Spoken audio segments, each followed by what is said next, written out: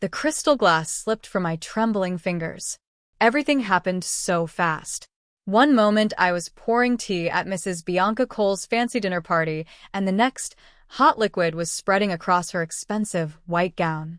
The room went completely silent. My heart stopped beating. I looked up at her face, and I saw pure rage in her eyes.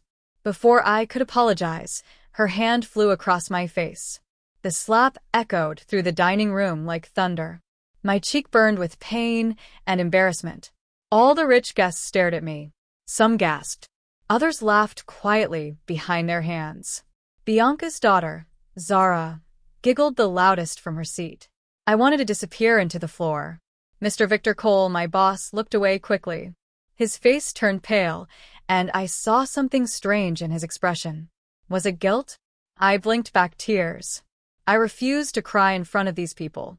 Deep inside, I made a promise to myself. One day, I would never bow to anyone again. One day, things would be different. Bianca leaned close to my ear and whispered words that made my blood run cold. "You're lucky I let you stay under my roof." The kitchen buzzed with whispers the next morning. I tried to ignore the other maids as I scrubbed dishes, but their voices carried across the room. "Have you noticed how much she looks like him?" one maid said quietly. Another one added, "Those eyes. She's got his exact eyes." My hands froze in the soapy water. They were talking about me and Mr. Victor. I forced myself to laugh it off when they glanced my way, but inside, my stomach twisted into knots. I had heard these whispers before, but today they felt different. More real somehow.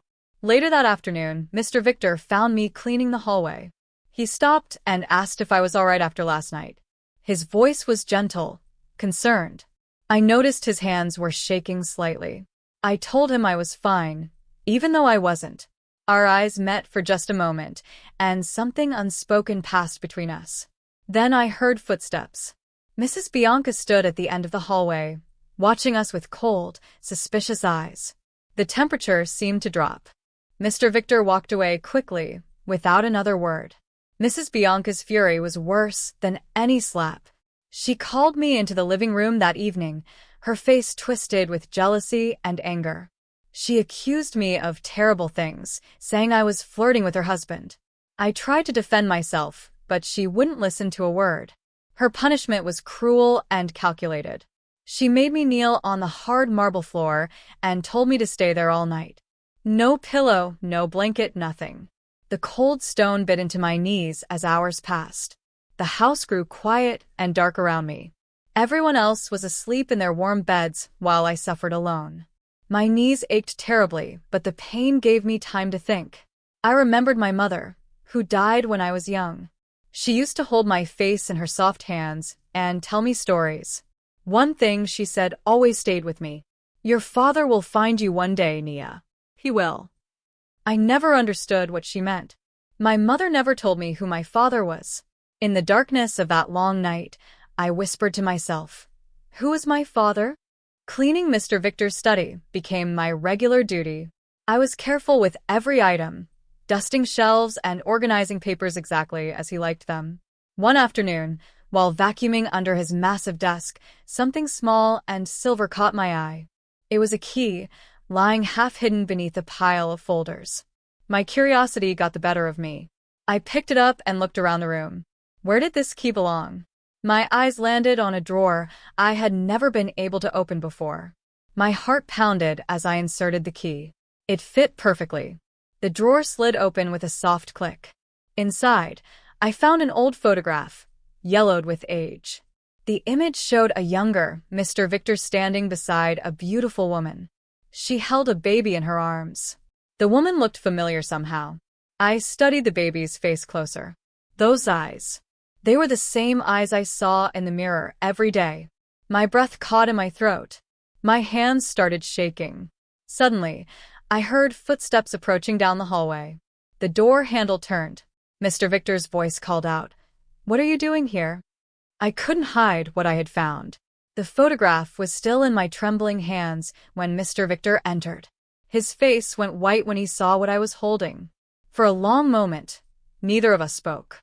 The silence felt heavy and suffocating. Finally, he sat down heavily in his chair. His shoulders slumped forward, as if carrying an impossible weight. Then he told me everything. The woman in the photo was named Lucy. She was my mother. Mr. Victor was my father. They had loved each other years ago, before Bianca entered his life. When my mother became pregnant with me, Bianca discovered the affair. She used her family's wealth and power to trap Victor into marriage. He abandoned my mother out of fear and greed. Years later, after my mother died, Bianca forced him to bring me into their home. But not as his daughter, as a maid. It was her twisted revenge, making me serve them without knowing the truth. Tears streamed down my face as Victor spoke. My whole life had been a lie. Before I could respond, we both heard a sharp gasp. We turned toward the doorway. Mrs. Bianca stood there, her face red with rage. She had heard every single word. Mrs. Bianca exploded like a volcano. She screamed words I had never heard her say before, calling me horrible names. "The bastard of betrayal," she spat. She grabbed my few belongings from my small room and threw them down the stairs. Clothes scattered everywhere. She turned on Victor next, threatening to destroy him completely if he dared to publicly acknowledge me as his daughter. She would take everything she promised. The company, the house, his reputation. Everything. Victor tried to calm her down, tried to reason with her, but Bianca was beyond reasoning. "Over my dead body will this girl get anything from this family?" she shrieked. I stood frozen, not knowing what to do or say. Then I noticed Zara at the top of the stairs. She had her phone out, recording everything. A small, mean smile played on her lips. She was enjoying this chaos. The next morning I would understand why. But in that moment, I just felt lost and broken. My father had finally admitted the truth, but it brought only more pain. Nothing felt real anymore.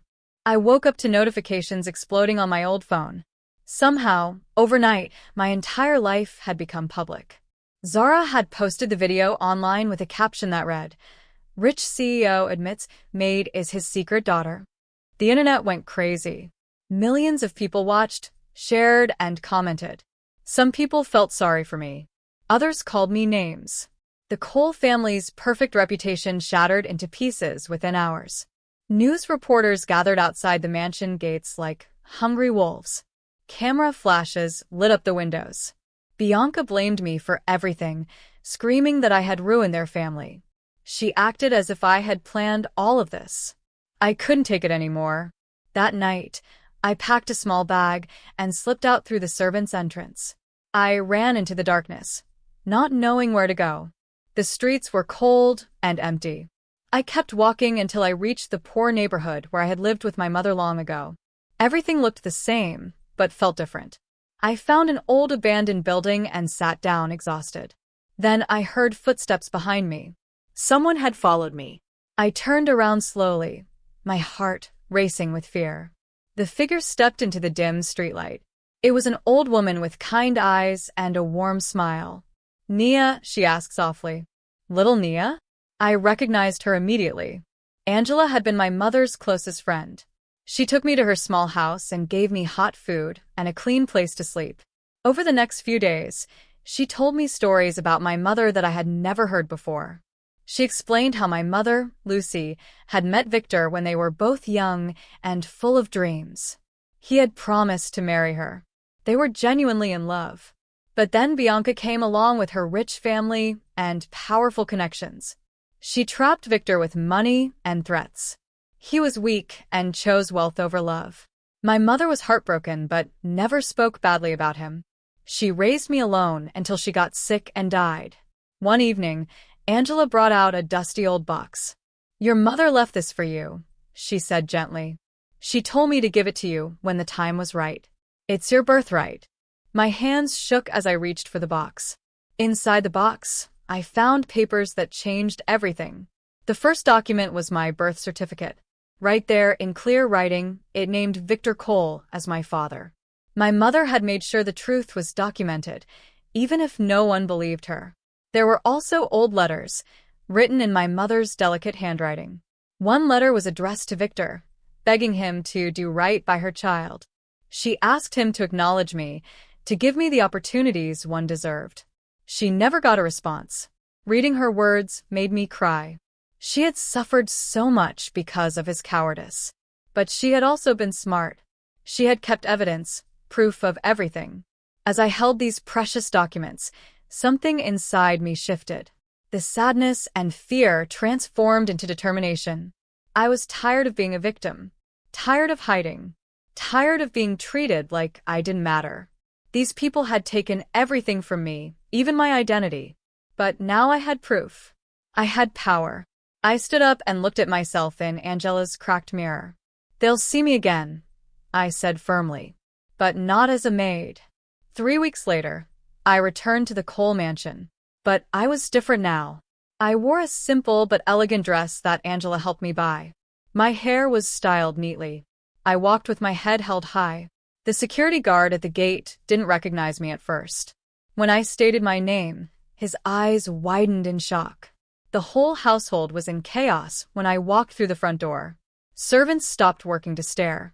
Bianca came rushing down the stairs, her face purple with rage. "How dare you show your face here?" she hissed. I didn't flinch. Instead, I calmly handed her a legal document. It was a court order demanding DNA testing to legally establish paternity.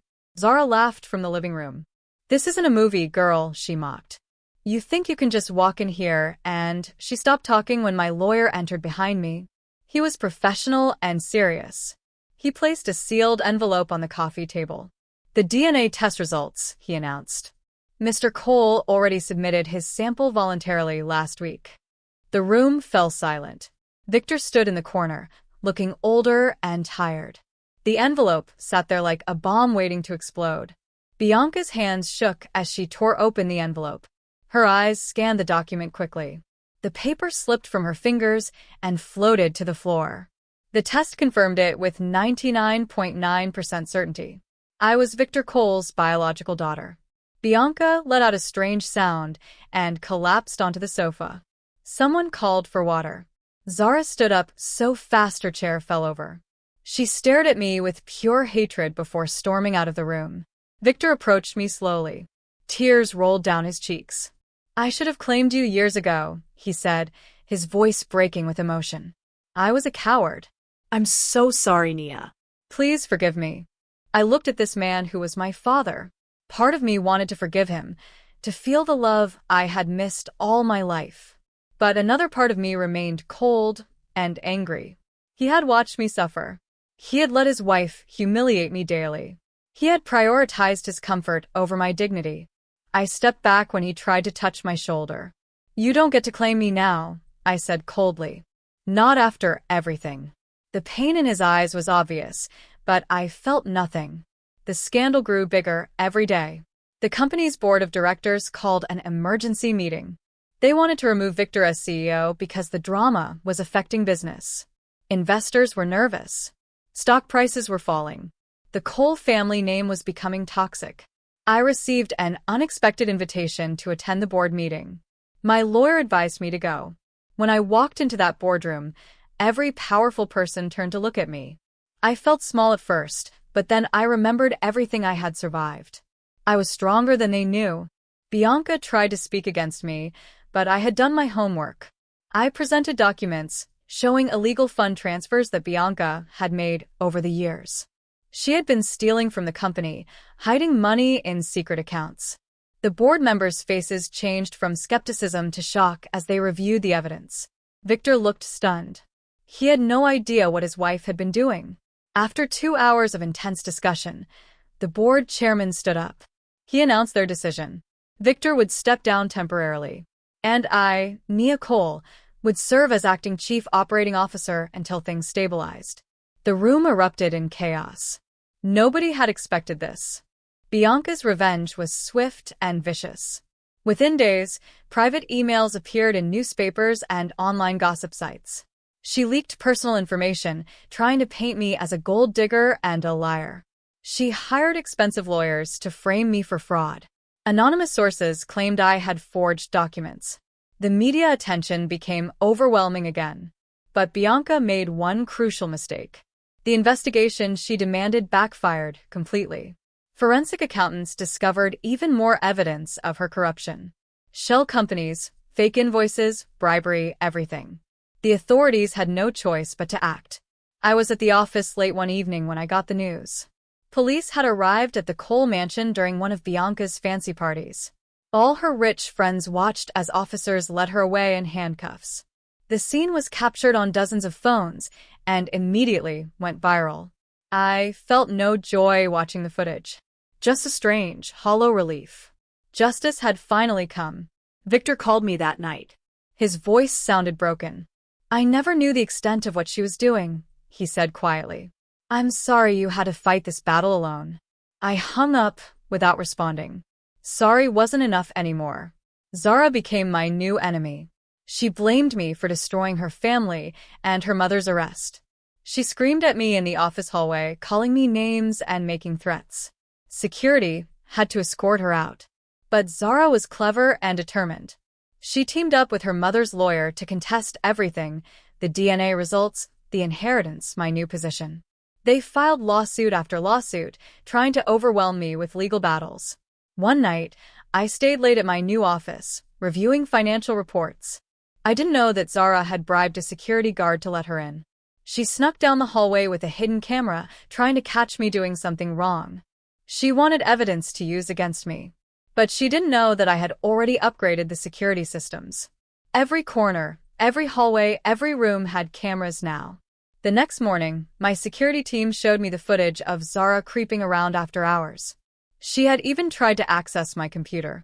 I saved the video carefully. I had a feeling I would need it soon. The war with Zara was just beginning, and she was more dangerous than her mother. While sorting through old company archives, my assistant discovered something incredible. Hidden in a forgotten storage room were legal documents from 20 years ago.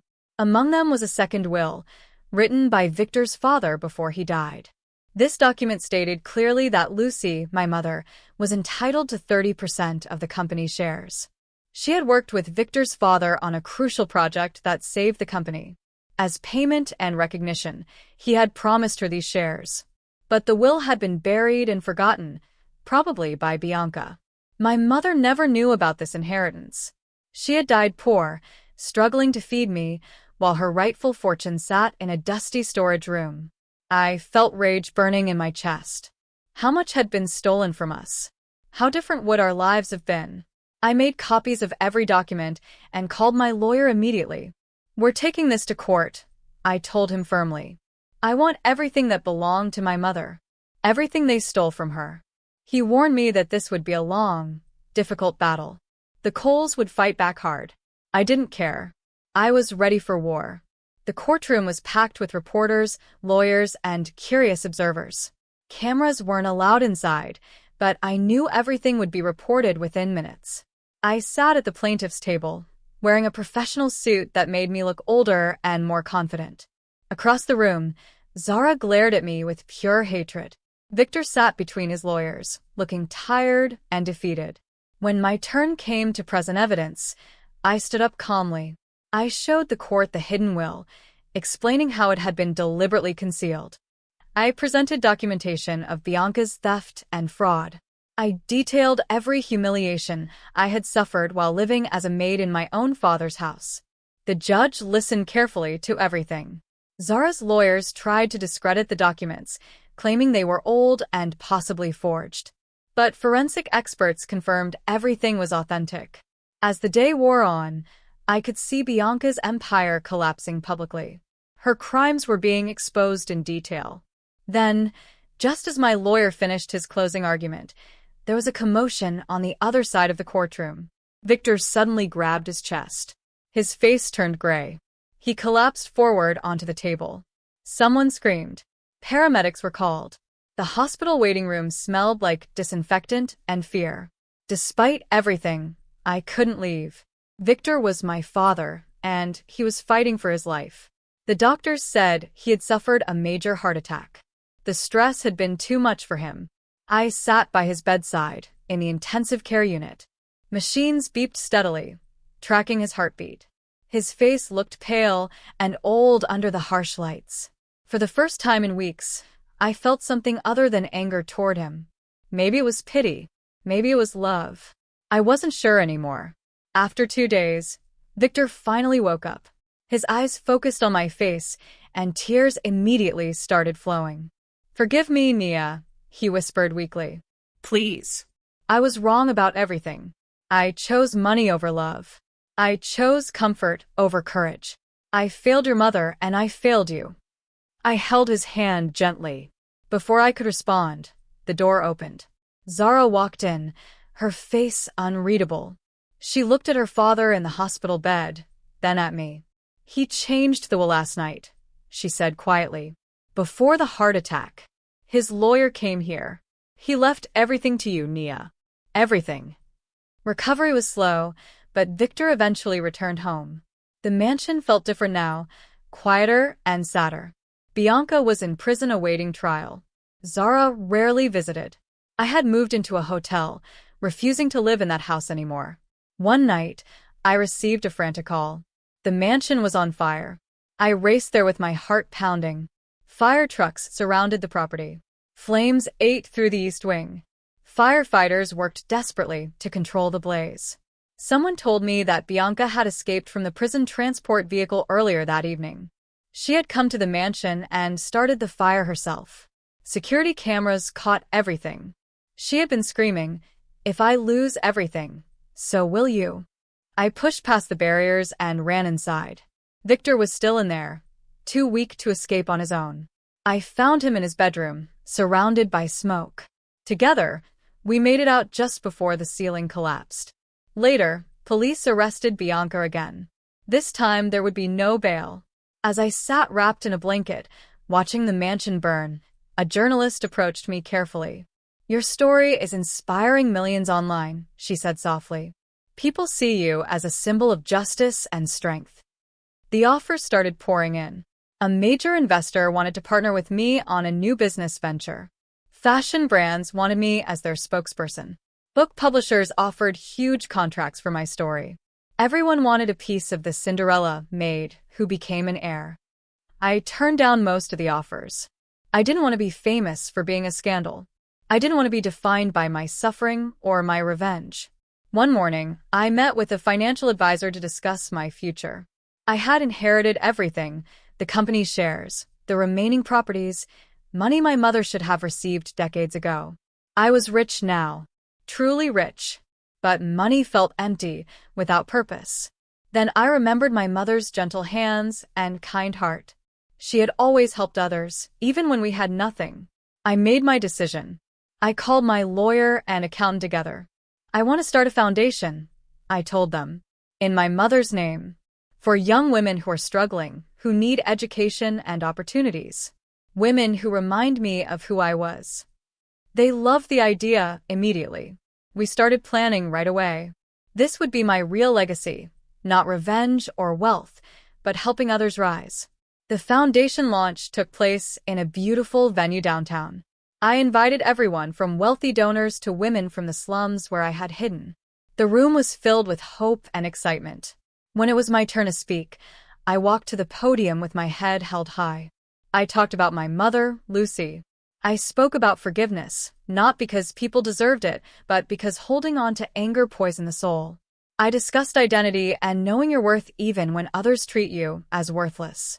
The audience listened to every word in complete silence. Victor sat in the front row, retired now and much thinner.